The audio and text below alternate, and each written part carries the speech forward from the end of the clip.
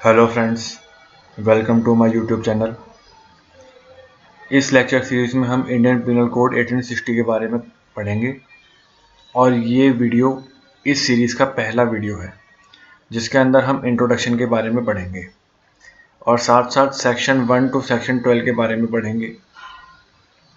So let's proceed. Indian penal code 1860 introduction lecture 1। पहले हम पढ़ेंगे इसका बेसिक इंट्रोडक्शन।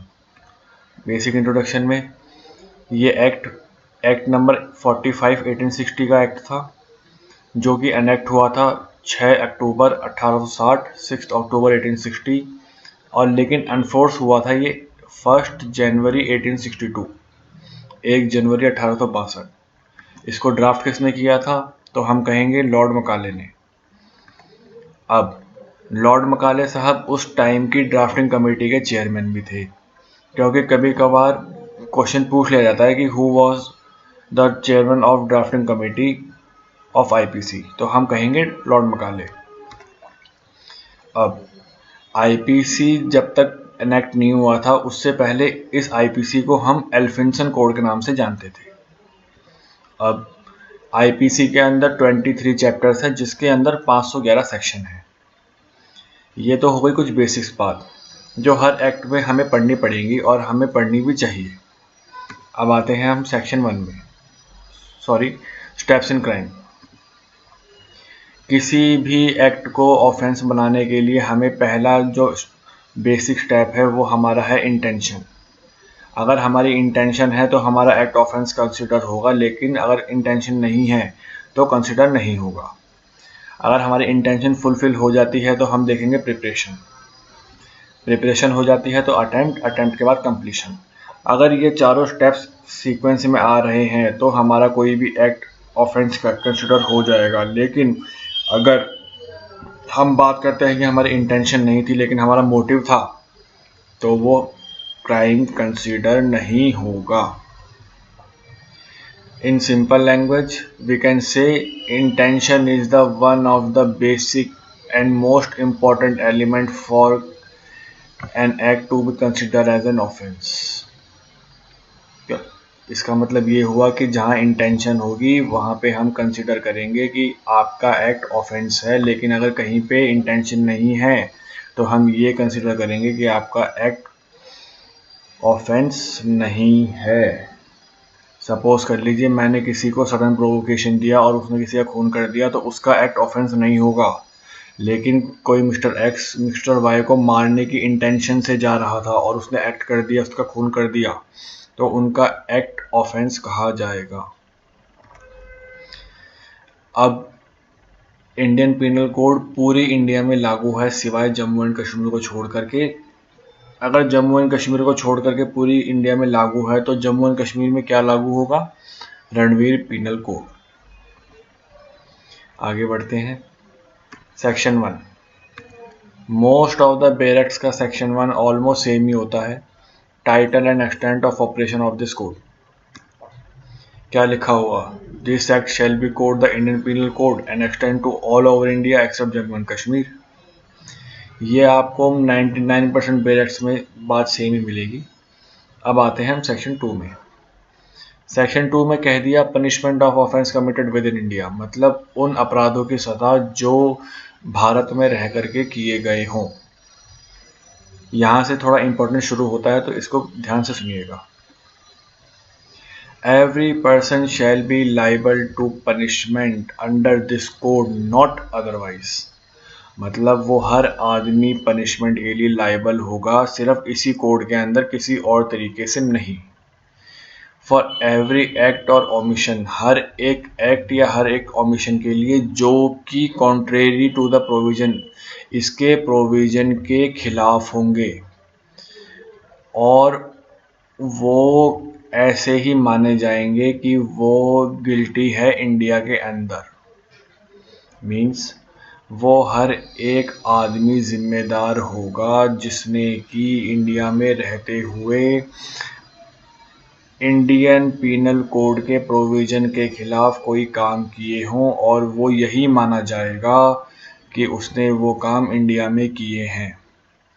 सपोज कर लीजिए कोई ऑस्ट्रेलियन आदमी इंडिया में आके मिस्टर एक्स का खून कर देता है, तो वो इस बात से नहीं बच सकता कि मैं तो ऑस्ट्रेलियन हूँ, मुझ पर इंडियन पीनल कोड लागू नहीं होगा। उस पर भी इंडियन पीनल कोड लागू होगा, क्योंकि उसने इंडिया की टेरिटरी में रह करके क्राइम किया है, तो ये माना जाएगा कि वो इंडिया में उसने काम किया है। अब आते हैं हम सेक्शन 3 के अंदर। सेक्शन 3 में कह दिया punishment of offence committed beyond India but by which law tried with in India. Any person liable by any Indian law to be tried for an offence committed beyond India shall be dealt with according to the provision of this code or any act committed beyond India। मतलब वो हर एक आदमी यहाँ पे mark करना, हर एक आदमी any person liable है किसी भी इंडियन लॉ के लिए, उसने कोई क्राइम किया हो चाहे इंडिया में बाहर जाकर भी, वो भी ऐसे ही डील किया जाएगा जैसे उसने वो क्राइम इंडिया में ही किया हो। सपोज कर लीजिए मिस्टर एक्स एक इंडियन है, उन्होंने ब्रिटेन में जा कर के मिस्टर वाई का खून कर दिया और वो वहाँ से भाग करके कैलकाटा आ गए। अब कैलकाटा में वो जहाँ भी पाए जाएंगे तो वहाँ उनको पकड़ लिया जाएगा और यही माना जाएगा कि उन्होंने क्राइम इंडिया में किया है, क्योंकि वो इंडियन थे। अगर आप बाहर जाके कोई क्राइम करके आते हो और इंडिया में वापस आ जाते हो, तो आप यही माना जाएगा कि वो आपने क्राइम बाहर नहीं किया, आपने क्राइम इंडिया में किया है। आगे बढ़ते हैं। In a same manner as if such act has been committed within India. Section 4 extension of this code to extraterritorial offences. इसके अंदर हमें बेसिकली 3 चीज़ें ध्यान रखनी है। कोई भी इंडियन सिटीज़न हो, किसी भी प्लेस में हो, चाहे इंडिया में चाहे इंडिया के बाहर, तो वो भी लायबल होगा। कोई भी आदमी, चाहे वो सिटीज़न हो या ना हो, वो किसी भी शिप में बैठा हो, किसी भी एयरक्राफ्ट में बैठा हो जो कि कहाँ रजिस्टर्ड होंगे, इंडिया में, वो भी लायबल होंगे। And any person in any place without and beyond India committing offense targeting a computer resource located in India। इसका मतलब सेक्शन 4 का सब क्लॉज कहता है कि कोई भी इंडियन सिटीजन वो कहीं पे भी है, चाहे इंडिया में चाहे बाहर, उसने कोई ऑफेंस किया तो उसके ऊपर आईपीसी लागू होगी। कोई भी पर्सन, चाहे इंडियन है चाहे नॉन इंडियन है, अगर वो किसी भी शिप में किसी भी एयरक्राफ्ट में बैठा है जो कि रजिस्टर्ड कहाँ पर है, इंडिया में, इर्रिस्पेक्टिव ऑफ द फैक्ट वो एयरशिप और एयरक्राफ्ट इंडिया से बाहर ही क्यों ना हो, अगर उस शिप में या उस एयरक्राफ्ट में उस पर्सन ने कोई क्राइम किया है तो वो भी यही माना जाएगा कि आपने वो क्राइम इंडिया में किया है। और कोई भी आदमी कहीं पे भी बैठा हुआ है और उसने अगर इंडियन टेरिटरी के अंदर आने वाली कोई भी कंप्यूटर रिसोर्स में छेड़छाड़ कर दी, लाइक हैकिंग, जो आजकल साइबर क्राइम में आता है, अगर उसने वो कर दिया तो यही माना जाएगा कि उसने वो क्राइम बाहर नहीं किया, इंडिया में ही किया है। और ये इसके अंदर एक इम्पॉर्टेंट सेक्शन है, section 21K of IT act. IT means information technology act, ये इसकी अमेंडमेंट आई थी, तो इसी वजह से ये सेक्शन 4 के सब क्लॉज 3 के अंदर जोड़ दिया गया। आगे बढ़ते हैं। Section 5 certain laws not to be affected by this code.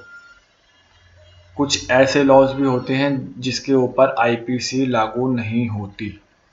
कौन कौन से होते हैं? Nothing in this act shell affect the provision of any act for the punishing and mutiny of and desertion of officers, sellers, soldiers, airman in the service of government of India or under any special और local law। मतलब वो कोई भी officer, soldier, sellers, airman जो government of India के under काम कर रहे हों या किसी स्पेशल लॉ के अंडर काम कर रहे हों या किसी लोकल लॉ के अंदर काम कर रहे हों, उनके ऊपर ही आईपीसी लागू नहीं होता। In simple terms we can say military mans के ऊपर, एयरफोर्स के ऊपर, नेवी के ऊपर ये आईपीसी लागू नहीं होता। आगे बढ़ते हैं। सेक्शन 6। सेक्शन 6 में साफ साफ कह दिया गया कि इस कोड में दी हुई जो भी डेफिनेशन है वो जनरल एक्सेप्शन के साथ समझी जाए। Definition in this code must be understood subject to exceptions. अब वो एक्सेप्शंस हमें कहाँ दी होगी? सेक्शन 76 से 106 तक, जो हम आगे आने वाले वीडियोस में देखेंगे। Every definition of an offence, every penal provision of an offense, illustration of every such definition and penal provision shall be understood subject to general exceptions contained in chapter general exceptions section 76 to 106। मतलब इस code में दी गई कोई भी offence की definitions हो या कोई भी ऑफेंस के पीनल प्रोविजंस हो या उसके उन दोनों के भी इलस्ट्रेशंस भी, वो कैसे समझे जाएंगे? जनरल एक्सेप्शन को साथ में जोड़ करके, जो हमें दिए गए हैं सेक्शन 76 से 106 तक, जो हम अपने आने वाले लेक्चर्स में आगे पढ़ेंगे। अब आते हैं सेक्शन 7 पर। सेक्शन 7 में ये साफ साफ कह दिया गया, sense of expression once explained, मतलब जो चीज़ जिस तरीके से दी गई है उसी तरीके से समझी जाए। Every expression which is explain in any part of this code is use in every part of this code in conformity with the explanation, मतलब जो चीज़ जिस तरीके से दी गई है उसी तरीके से समझी जाए। Next section 8 gender. इसमें ये कह दिया ही प्रोनाउन और या उसके डेरिवेटिव जो किसी भी पर्सन के लिए यूज हो सकता है, चाहे वो मेल हो चाहे फीमेल, मतलब चाहे कोई मेल बैठा हो चाहे फीमेल बैठा हो, हम उसको ही बोलेंगे, उसको हम शी नहीं बोल सकते। Section 9 number. जब तक कि इस कोड में कोई कॉन्ट्रारी नहीं आ जाए तब तक हम सिंगुलर को प्लूरल के साथ जोड़ के बोल सकते हैं और प्लूरल को सिंगुलर के साथ जोड़ के बोल सकते हैं। Section 10 man women. अब ये तो हम सभी जानते हैं, word man denotes a male human being of any age and word women denote a female human being of any age. Section 11 person. Person कोई भी हो सकता है, कोई कंपनी हो सकती है, कोई एसोसिएशन ऑफ बॉडी हो सकती है, एसोसिएशन ऑफ पर्सन हो सकता है। अब कंपनी का मतलब ये नहीं है कि वो इनकॉर्पोरेटेड ही हो, अनइनकॉर्पोरेटेड भी हो सकती है। Section 12 public. पब्लिक में वो सब आ सकते हैं, कोई क्लास आ सकती है, कोई कम्युनिटी आ सकती है, पीपल एट लार्ज। आज का हमारा लेक्चर यहीं ख़त्म हुआ। आज हमने सेक्शन 1 to सेक्शन 12 के बारे में जाना।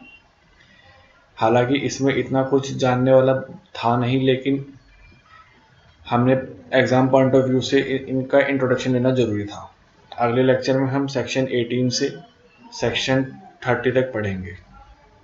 अगर आपको हमारा लेक्चर अच्छा लगा हो तो इसे प्लीज़ शेयर करें, सब्सक्राइब करें और लाइक करें। Thank you.